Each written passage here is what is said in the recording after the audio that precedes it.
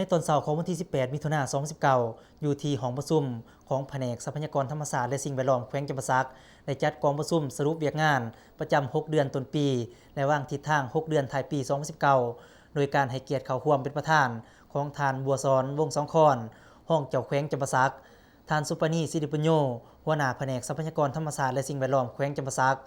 มีห้องเจ้าเมืองเก่าเมือง1นครคณะแผนกหัวหน้าแขนงการห้องการทรัพยากรธรรมชาติและสิ่งแวดล้อมเก่าเมือง1นครเข้าร่วม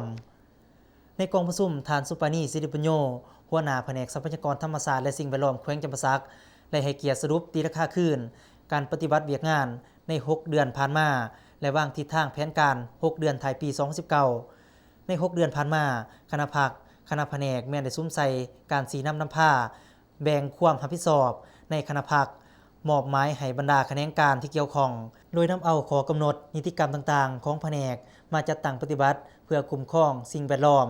ที่ดินน้ำอากาศตลอดฮอดเวียกงานภัยพิบัติธรรมชาติและการเปลี่ยนแปลงดินฟ้าอากาศอุตุนิยมอุทกศาสตร์ให้สำเร็จตามระดับขาดหมายในนั้น 6 เดือนผ่านมาสามารถสำรวจบัตรแทกขึ้นทะเบียนออกใบตะดิน1นครเก่าตัวเมืองไหลทั้งหมด 4,853 ตอนเท่ากับ49ส่วนห้อยของแผนการปี 10,000 ตอนนอกจากนี้ยังซุ้มใส่สุกอยู่บรรดาแขนงการและห้องการทรัพยากรธรรมชาติและสิ่งแวดล้อม1นครเก่าตัวเมืองเคลื่อนไหวตามพระราชบทบาทให้แข็งแรงเพื่อแน่ใส่ปฏิบัติแผนการ 6 เดือนท้ายปีให้สำเร็จตามระดับขาดหมายที่วางไว้